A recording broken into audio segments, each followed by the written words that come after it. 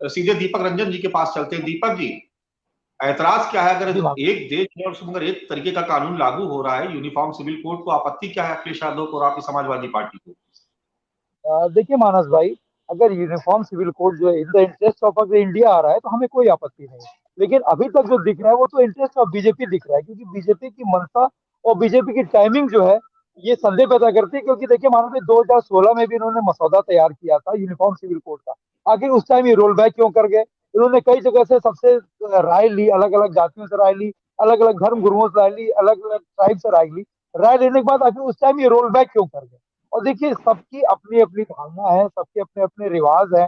अब आदिवासी समाज वो इसके लिए जो है विरोध कर रहा है, वो कह रहा है। सबसे बड़ी बात, इन्होंने मसौदा क्या तैयार किया है, इनके सब चीजों को जब ये सामने लेकर के आए, जब ये लोगों के सबके बीच में लेकर के आएंगे, लोग उसको जानेंगे समझेंगे कि अभी बहुत सी अपनी अपनी लोगों की रिवाजें हैं, लोगों की अपनी अपनी रिवायतें हैं, लोगों के शादी करने के अपने अपने तरीके, तो इन सब चीजों को कैसे ये मानेंगे, कैसे नहीं मानेंगे? देखिए मानस भाई, ये गोवा के लिए कहते हैं कि गोवा में जो है वो यूसीसी लागू है, यूनिफॉर्म सिविल कोड गोवा में लागू। लेकिन गोवा का कानून ये कहता है कि वहां पर अगर शादी होती है और पत्नी अगर बच्चा नहीं पैदा कर पाती है, तो पति के पास पूरा अधिकार है वो दूसरी शादी कर दे। तो उसकी पहली पत्नी कहाँ जाएगी? तो उन चीजों को क्या इसमें शामिल करेंगे, नहीं करेंगे? खासी समुदाय अलग जो है, क्योंकि खासी जो है, खासी हिल्स ऑटोनमस डिस्ट्रिक्ट जो है, उसकी अलग रिवाज है, अलग रिवायतें हैं। उनके वहां जो है, जो सबसे छोटी बेटी होती है मानस भाई, उसको जो है वो सारी चीजों का, संपत्ति का संरक्षण माना जाता है। और जो वहां पर उपनाम होता है वो पिता के नाम से ना जोड़ करके माँ के नाम से जोड़ाता है। तो इन चीजों को क्या इसमें शामिल किया जाएगा, क्या किया जाएगा, क्या नहीं किया जाएगा? और हमारे बड़े भाई संजय चौधरी जी यहाँ पर बैठे हैं, भारतीय जनता पार्टी के प्रवक्ता हैं। मैं इनसे पूछना चाहता हूँ, जब 2016 में इन्होंने ये मसौदा तैयार किया था यूनिफॉर्म सिविल कोड का, तो उस टाइम ये रोल बैक क्यों कर गए, बैकआउट क्यों कर गए? अभी हमारे भाई संजय चौधरी जी, मानस भाई कह रहे थे कि हमारे मैनिफेस्टो में था 370, धारा 370 मंदिर। तो राम मंदिर तो इनकी वजह से तो बना नहीं, राम मंदिर तो माननीय सर्वोच्च न्यायालय की, जिस तो हमारी भी आस्था है, आपकी भी आस्था है, सारे हिंदुओं की आस्था है। राम मंदिर बन करके तैयार हो जाएगा तो हम भी जाएंगे वहां पे, दर्शन करने जाएंगे। और रहा सवाल 370 का, अगर 370 से सब कुछ सही हो गया, सब अमन चैन कायम हो गया, तो इतने वर्षों से वहां पर चुनाव क्यों नहीं हो रहा है? कितने जो है कश्मीरी पंडित को उन्होंने वहां पर कश्मीर में स्थापित करने का काम किया? तो देखिए, ये सब पॉलिटिकल माइलेज देने का इनका प्रोपोगंडा है। और आज पिछले 9 साल से मानस भाई, इन्होंने स्वास्थ्य, शिक्षा, रोजगार की दिशा में, बेरोजगारी की दिशा में, महंगाई की दिशा में इन्होंने कोई काम तो किया नहीं।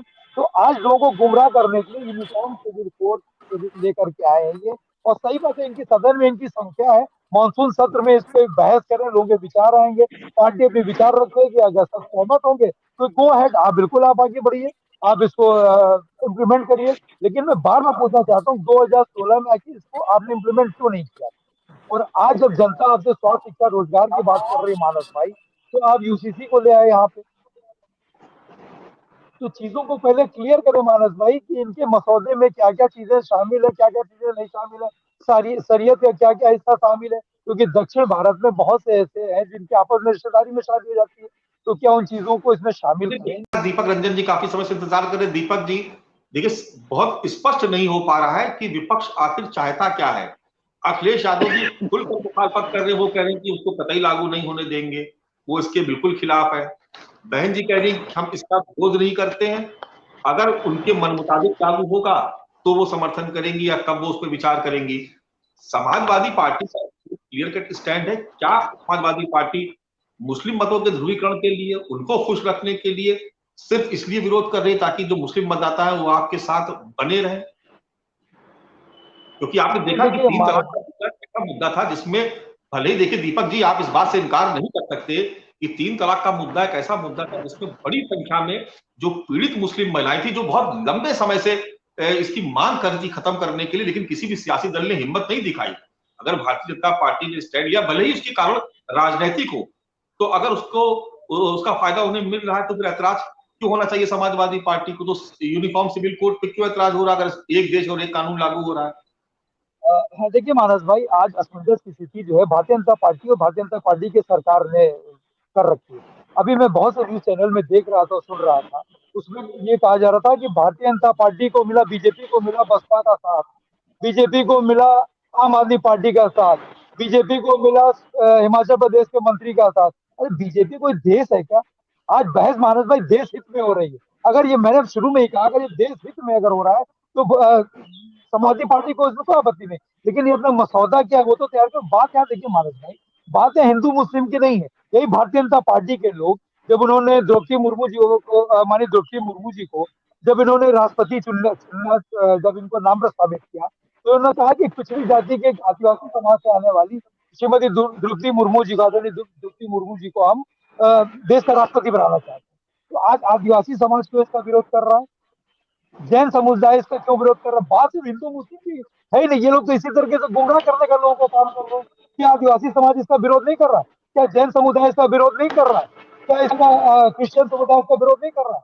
चर्चल काउंसिल ऑफ नागालैंड इसका खुल करके विरोध कर रहा है। तो क्या हिंदू मुस्लिम सिख ईसाई और खासी समाज जो है, खासी समाज जो दलित समाज का छठे पायदान पे आता है, वो इसका विरोध कर रहा है? क्योंकि उनके अपने उनके रिचुअल्स, उनकी अपनी चीजें हैं।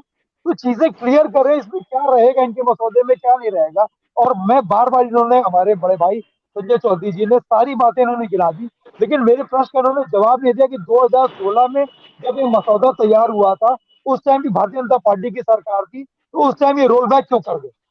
जो राय लोगों की आई, क्या उस राय को उजागर करने का काम करेगी भारतीय जनता पार्टी? कि लोगों से, चाहे वो अलग अलग समुदाय के लोग के हों, कि समुदाय से क्या राय, खासी समुदाय ने, जैन समुदाय ने, किसने क्या राय दी, क्या वो बताने का काम किया?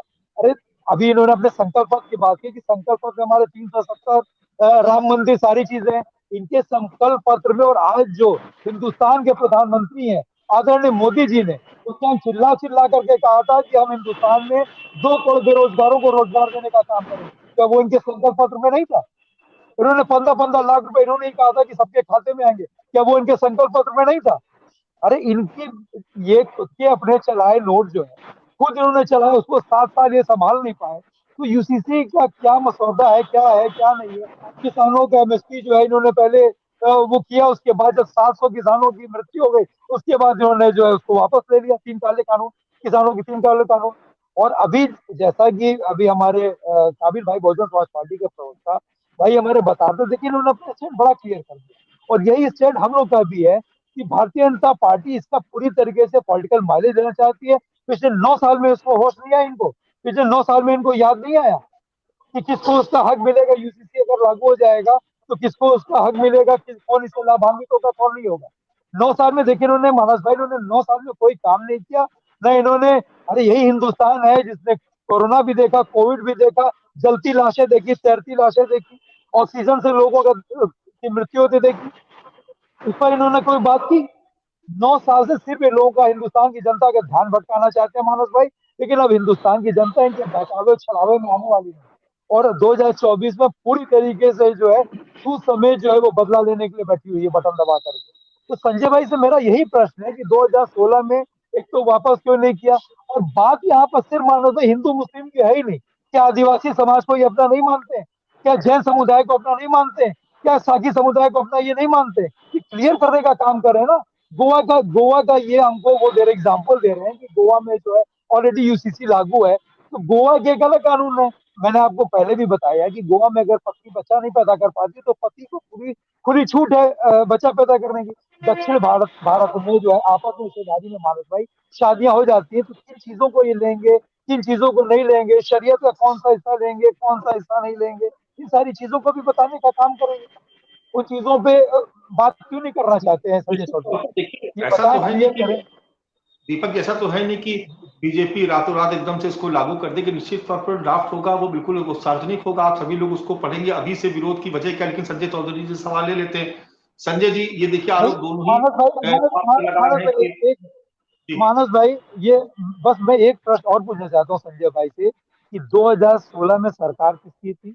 भारतीय जनता पार्टी की सरकार थी केंद्र में। भारतीय जनता पार्टी यूसीसी लागू कराना चाहती थी, रोल बैक क्यों किया? उस टाइम उन्होंने इम्प्लीमेंट क्यों नहीं किया? है संजय कोई जी जवाब हमारे आपके भाई? सवाल।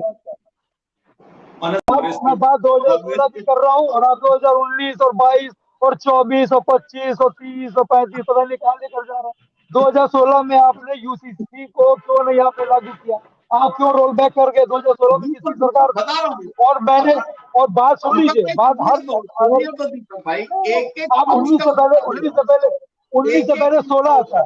बात आज यूसीसी की हो रही है 370 संजय भाई 370 में अगर अमन चैन काम है तो वहाँ पे चुनाव क्यों नहीं करा रहे हो आप? राष्ट्रपति शासन क्यों लागू हुआ? बिल्कुल कराएंगे। आज वहाँ पत्थरबाजी बंद है। अभी दीपक भाई सुनिए, कम से कम सुनिए, पत्थरबाजी कम से कम सुनना। संजय भैया मेरे 2016 का मैंने जवाब दिया। मैं 2016 का जवाब दीजिए। और मैं जो मैंने आप जो आपने कहा ना कि भारतीय जनता पार्टी ने मंदिर का रास्ता तैयार किया, क्या माने सर्वोच्च न्यायालय से ऊपर है भारतीय जनता पार्टी? आप बताइए।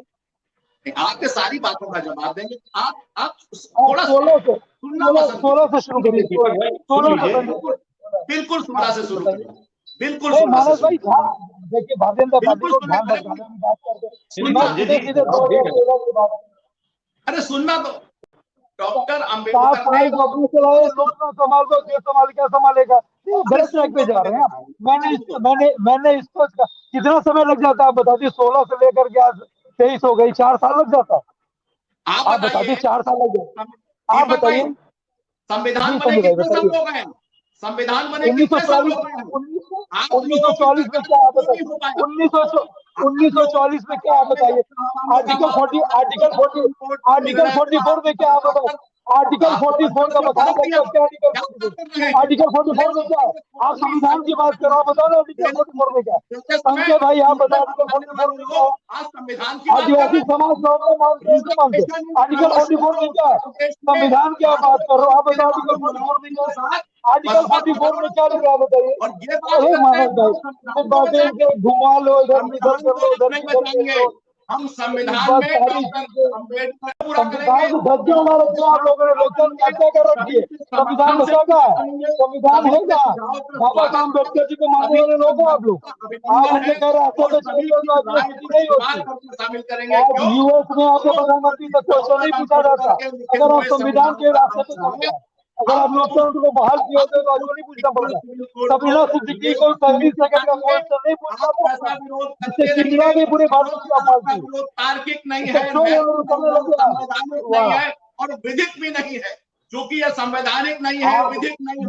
मानस भाई योगी तरीके से गुमराह करते हैं। बना करके बता दिया कि हिंदी का मॉडल फ्रांस में लागू हो रहा है और उसको ट्वीट भी कर दिया उत्तर प्रदेश के मुख्यमंत्री। ये लोग भारतीय जनता पार्टी गुमराह करते हैं ये लोग। मानस भाई बता रहे बुलडोजर मॉडल यूएस में जो